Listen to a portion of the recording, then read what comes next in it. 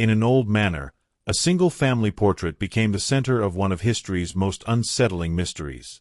The Ravenscrofts posed for a painting that should have shown only 5 faces, but when it was unveiled, there were 13. Who were the 8 extra faces? Why did no one recognize them? This chilling tale unravels a family legacy steeped in secrets, superstition, and whispers of the supernatural.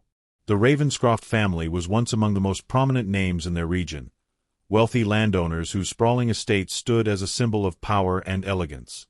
Their manor, a vast structure of stone halls and candlelit corridors, carried the scent of old money and an air of aristocratic pride.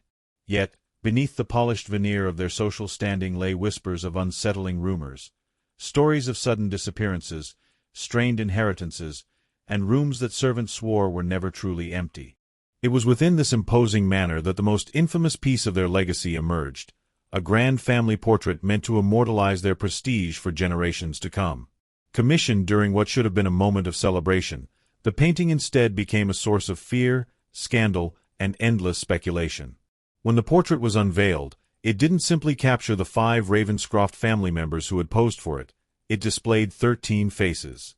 8 of them were strangers no one could name. To this day, the painting is remembered not for its artistry, but for the chilling mystery it contains, one that has never been fully explained and continues to haunt those who hear its story. In the spring of 1892, the Ravenscroft family decided to commission a portrait that would symbolize their lineage and secure their image in history. The family patriarch, Lord Alastair Ravenscroft, believed that a grand painting hanging in the main hall would not only assert their social prestige but also serve as a legacy for future generations. At the time, commissioning such a portrait was common among wealthy families, but for the Ravenscrofts, it was also a statement, an assertion that their name would endure.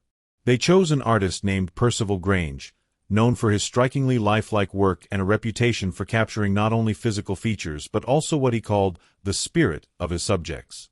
Though admired in artistic circles, Grange was whispered to have an unsettling obsession with the supernatural. Some claimed he painted things that were never actually present in the room.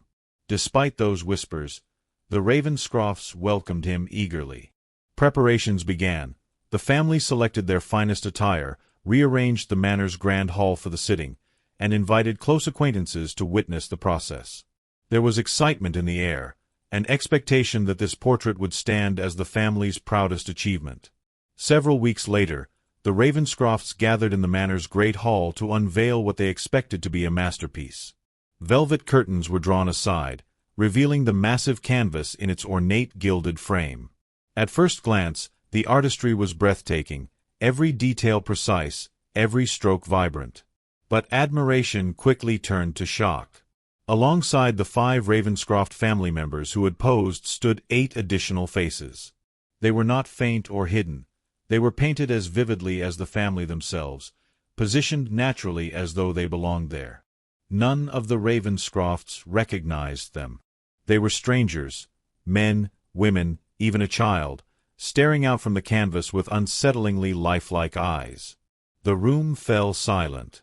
Guests shifted uncomfortably, whispering. Some insisted it was a mistake, while others muttered about omens and curses. Lord Alastair demanded answers from the artist, but Percival Grange simply replied, "These are the ones who insisted on being seen." Word of the incident spread quickly through the town. Rumors ignited, blending fear with fascination. People speculated wildly. Were the faces ghosts, forgotten ancestors, or something darker? The once celebratory portrait had become a source of dread, and the Ravenscroft name would never be spoken the same way again. The immediate question everyone asked was simple. How could this have happened? Percival Grange, the artist, was pressed for an explanation. At first, he dismissed accusations of fraud, claiming that he had painted only what he saw during the sittings. When confronted with the fact that 8 of the faces were unknown to the family, Grange's response grew cryptic. Not all subjects need to be invited to appear. Some believed it was an elaborate trick, perhaps the artist trying to gain notoriety by staging a scandal. Yet, those who examined the painting closely found no signs of tampering. The brushwork was seamless, the lighting consistent, as though the strangers had been physically present in the room when the portrait was created. Others suggested hidden symbolism. Could the extra figures represent lost ancestors or moral warnings concealed in artistic form? But several witnesses insisted that while posing, they felt uneasy, as if the air in the hall had grown heavy. A few even claimed to have seen brief movements, shadows standing behind the Ravenscrofts during the sessions. With each retelling, accounts conflicted. Some swore the faces looked familiar, others said they had never seen them. What remained certain was this: no one could fully explain the 8 extra faces. In the years following the portrait's unveiling, stories spread rapidly, each darker than the last. Some claimed the mysterious faces belonged to long-lost Ravenscroft relatives, those erased from official records due to scandals, betrayals, or disgrace. Others whispered of illegitimate heirs, hidden away to protect the family's reputation, now forcing their way back into history through the canvas. Another rumor suggested that the Ravenscroft estate itself was cursed.